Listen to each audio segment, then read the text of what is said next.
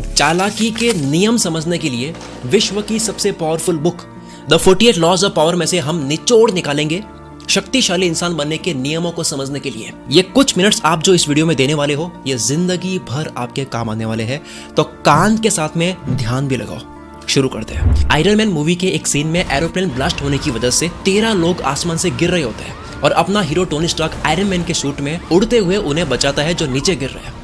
तो जब वो 2 लोगों को बचा लेता है यानी कि पकड़ लेता है उन्हें, उसके बाद में टोनी स्टार्क बोलते हैं अब केवल 11 और बचे हैं। सिर्फ 2 बचाने के बाद एटीट्यूड बोलता है कि 11 और बचे हैं, जैसे मानो 11 बचा करके बोल रहे हो कि 2 ही बचे हैं। Positive attitude. दूसरे सीन में एक एआई रोबोट होता है जिसका नाम होता है जार्विस, और जार्विस को काम दिया जाता है एक हथियार को समझने का। टोनी स्टार्क रोबोट से बात करते हैं, कहते हैं कि क्या स्टेटस है, कितना समझ पाए हो। तो रोबोट रिप्लाई में कहता है इसके कुछ हिस्से मुझे समझ में नहीं आ रहे हैं। तो टोनी सर वहां पर नाराज ना होकर कहते हैं यानी कि कुछ समझ में आ रहे हैं। इसे बोलते हैं पॉजिटिव साइड को देखना, समझदारी से चीजों को देखना। एक बार टोनी स्टार्क को आयरन मैन के सूट को लेकर के कोई बोलती है कि तुम्हारा ये भद्दा धातु का सूट भंगार में बिकेगा, तो टोनी स्टार्क ने फट से जवाब दिया हाँ यही तो मेरा प्लान है। दूसरा होता तो लड़ता चिढ़ता या बहस करता। इसे बोलते हैं समझदारी से खेलना। अगर आपने शाहरुख खान के इंटरव्यूज देखे हो तो आपको पता होगा, यूट्यूब पर अगर आप शाहरुख खान की ठग लाइफ को सर्च करोगे आपको मिलेगा कि वो कितनी चालाकी से उसी वक्त बिना रुके उल्टे सवाल करने वाले को ऐसा जवाब देता है कि सामने वाले की बोलती बंद हो जाती है। कि कार सिर्फ कार है, कला हमारे पास है इसलिए हम कलाकार हैं। सुपर बोला ना मैंने, सुपर बोला। हमें वो लोग पसंद है जो टफ कंडीशन में भी कूल बने रहते हैं, जो पॉजिटिव साइड को देखते हैं, जो पॉजिटिव एटीट्यूड रखते हैं, जिसका सबसे बड़ा एग्जांपल है मनी हाइस्ट के प्रोफेसर, जिससे हम सब इंप्रेस हुए हैं उनके टफ कंडीशन में भी स्मार्टनेस को आजमाने को लेकर। इंसान क्या चाहता है? इंसान पावर चाहता है, सत्ता चाहता है, शक्ति, अपना दबाव बनाना चाहता है, और पावर मिलती है समझदारी से, चालाकी से, होशियारी से। ओझा सर कहते हैं राजा बनने के लिए बस एक ही चीज का विकास जरूरी है, समझदारी।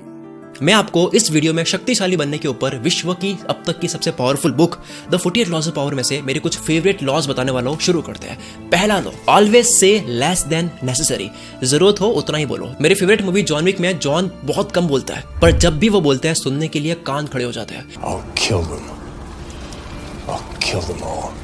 ये सिर्फ हमें लगता है कि ज्यादा बोलकर या फिर अच्छी बातें बोलकर आप सामने वाले को इंप्रेस करोगे, पर नहीं, आप कॉमन लगते हो। अपनी स्कैरसिटी बनाओ। स्कैरसिटी मतलब कोई भी चीज जो बहुत कम होती है, कम चीजों की वैल्यू होती है। प्लस ज्यादा बोलने से आपके फंसने के चांसेस ज्यादा होते हैं, आप रिवील ज्यादा होते हो, आप ज्यादा खोल जाते हो। नेक्स्ट लॉ है get others to do the work for you but always take credit. दूसरों से काम करवाओ पर नाम अपना करो। थॉमस एल्वा एडिसन, जो बल्ब के आविष्कार की वजह से जाने जाते हैं, उन्होंने बहुत खोजे या प्रोजेक्ट पर काम दूसरे वैज्ञानिकों से करवाया, जैसे निकोला टेस्ला, और उनको पैसे देकर उस प्रोजेक्ट को खरीद लिया और अपने नाम के साथ में लॉन्च कर दिया।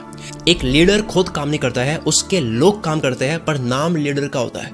कई फेमस लोग, सेलिब्रिटीज, बिजी होने की वजह से वो अपनी किताब नहीं लिख पाते हैं, किसी से लिखवा करके वो पब्लिश करते हैं। क्रेडिट ले जाता है वो फेमस इंसान, वो सेलिब्रिटी जिसने लिखी नहीं थी, और लिखने वाले को सिर्फ एक बार पेमेंट मिलती है। इसे बोलते हैं घोस्ट राइटिंग। स्टीव जॉब्स ने खुद ने कोडिंग नहीं करी, खुद ने प्रोग्राम्स नहीं बनाए, खुद ने कंप्यूटर नहीं बनाया, फोन नहीं बनाया, पर एप्पल का नाम सुनते ही किसका नाम याद आता है? अगला लो है win through your actions never through your argument. बातों से मत जीतो, साबित करके, कुछ करके जीतो। एक समझदार इंसान जब बेवकूफ इंसान से बहस करता है, तब बहस शुरू होते ही वहां अब 2 बेवकूफ हो चुके हैं।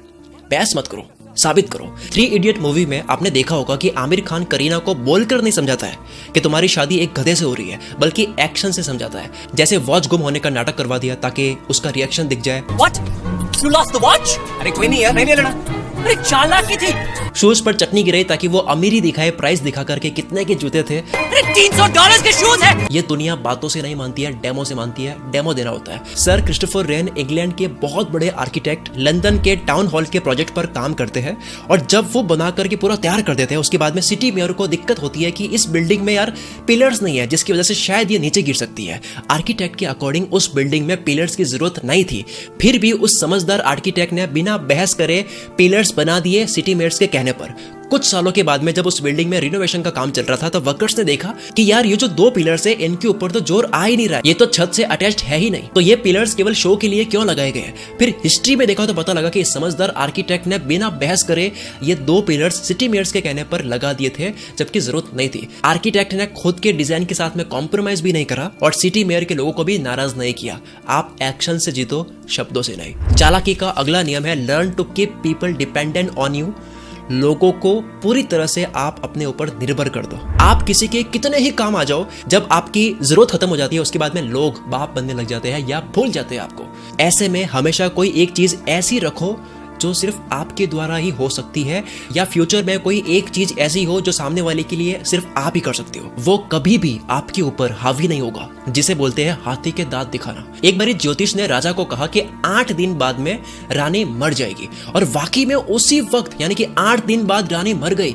राजा को शक हुआ कि इसने अपनी भविष्यवाणी को सही करने के लिए मारा तो नहीं है कहीं। राजा ज्योतिष से डरने लग जाता है कि ये एक दिन मेरे ऊपर हावी न हो जाए, इसलिए राजा ज्योतिष को मारने ही वाला होता है। तब आखिरी बार राजा ज्योतिष से पूछता है कि तू ज्योतिष है ना, तो बता तेरी मौत कब होगी। ज्योतिष ने चालाकी का खेल खेला और बोला, महाराज आपकी मौत के ठीक 3 दिन पहले मेरी मौत है। राजा डर गया कि इस भविष्यवाणी के अकॉर्डिंग अगर आज इसको मार दिया तो 3 दिन के बाद में मैं मर जाऊंगा, तो इसे छोड़ देते हैं। लोगों को ऐसे निर्भर कर दो कि वो आपके साथ में बुरा ना कर पाए। अगला लॉ है सीम डमर देन योर मार्क, यानी जितने इंटेलिजेंट या स्मार्ट हो उससे थोड़ा कम दिखो।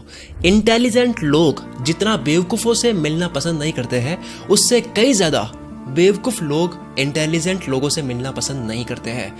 एवरेज और मीडियोकर लोगों की स्मार्ट लोगों से कभी नहीं बन सकती। लोग डरते हैं अपने से इंटेलिजेंट और स्मार्ट लोगों से। प्रशिया में एक राजा का राइट हैंड बिस्मार्क को ऑस्ट्रिया देश से एक एग्रीमेंट साइन करवाना था, जो प्रशिया के लिए काफी फायदेमंद की डील थी, बट उस डील में ऑस्ट्रिया का कोई फायदा नहीं था, तो वो साइन क्यों करेगा। अब ऑस्ट्रिया के किंग काउंट ब्लोमी ताश खेलने के बहुत शौकीन आदमी थे। वो किसी भी आदमी के नेचर और कैरेक्टर के बारे में पता लगा सकते थे कि वो कैसा आदमी है, सिर्फ उसके साथ में ताश में क्वींस गेम खेलने के तरीके से। और ये बात बिस्मार्क को पता थी। अब क्योंकि बिस्मार्क को एग्रीमेंट करवाना है तो चाल देखो।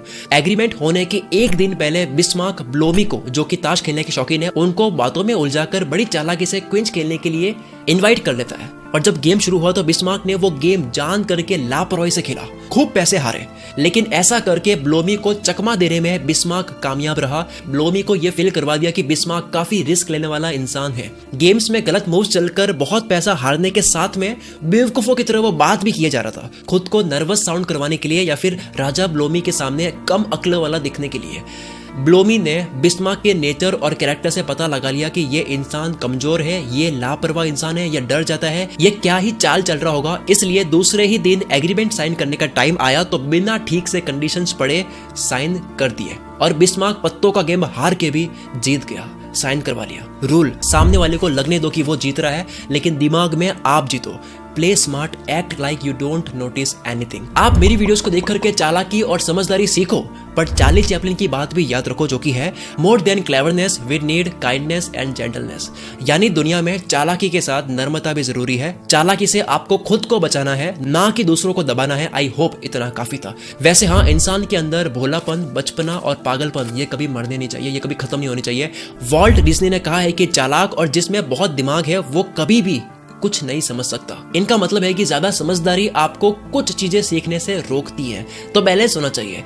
इस वीडियो में एक कमेंट करके जरूर जाना अगर आपने इस वीडियो को पूरी देखी है। अगर तारीफ क्या कर रही है समझ नहीं आ रहा है तो केवल ये लिख दो यार कि मैंने वीडियो को पूरी देख ली है, वो मेरे लिए मोटिवेशन होगा। मिलते हैं अगले संडे शाम 5 बजे। मैं शकील कुल मित्र से आपके सपनों को सपोर्ट करता हूँ।